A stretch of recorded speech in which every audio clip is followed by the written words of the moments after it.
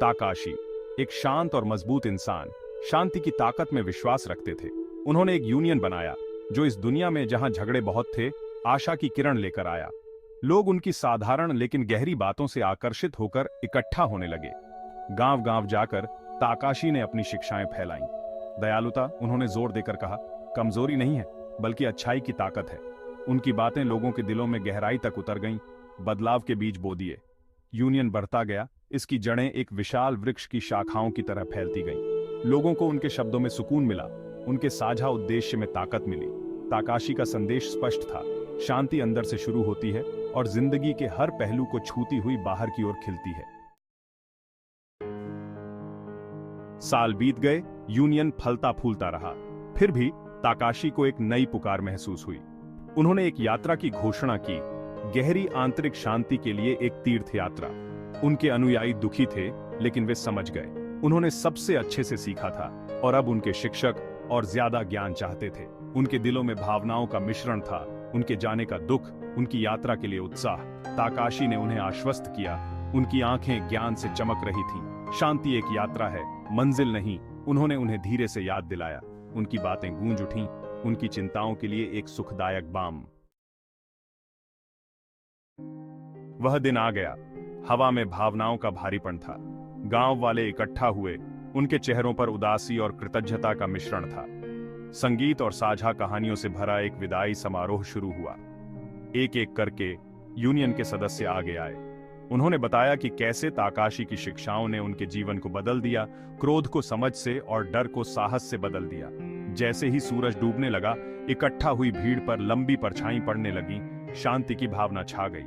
Takashi बहुत ज्यादा भावुक होकर अपने अनुयायियों को गले लगा लिया। उनकी यात्रा व्यक्तिगत थी, लेकिन उनके यूनियन के प्यार और समर्थन ने उनकी आत्मा को और मजबूत बनाया। अंतिम बार हाथ हिलाते हुए ताकाशी अपनी यात्रा पर निकल पड़े। उन्होंने पहाड़ों के ज्ञान, एकांत के सन्नाटे की तलाश की। उनका दिल हल्का था, उनके कदम सुनिश्चित थे। वे कई दिनों तक चले। उनकी इंद्रियां प्रकृति की लय के साथ जुड़ी हुई थीं। पेड़ों के बीच से हवा फुसफुसा रही थी, शांति का एक संगीत। हर सूर्योदय एक नई शुरुआत थी, हर कदम एक ध्यान। अंत में वह अपने गंतव्य तक पहुंच गए, पहाड़ों में ऊंची एकांत गुफा। यहां प्रकृति की गोद में ताकाशी गहरे सत्यों की तलाश करेंगे। यात्रा अभी शुरू ही हुई थी। ताकाशी की शिक्षाओं की बात दूर दूर तक फैल गई। शांति के उनके संदेश से प्रेरित होकर लोगों ने अपने अपने यूनियन स्थापित करना शुरू कर दिया। उनके द्वारा बोए गए बीज खिल रहे थे, फल दे रहे थे। पीढ़ियां बीत गईं, फिर भी ताकाशी की विरासत बनी रही। माता पिता से बच्चे तक उनकी शिक्षाएं उनके समाज के ताने बाने में रच बस गईं। शांति, जो कभी एक दूर का सपना था, अब जीने का तरीका बन रहा था। हालांकि ताकाशी खुद बहुत समय पहले ही समय की धुंध में गायब हो गए थे, उनकी आत्मा जीवित रही।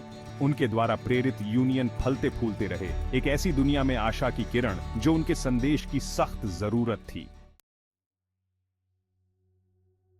किंवदंती है कि ताकाशी अपने गहरे पहाड़ी ध्यान में शुद्ध शांति की स्थिति प्राप्त कर चुके थे।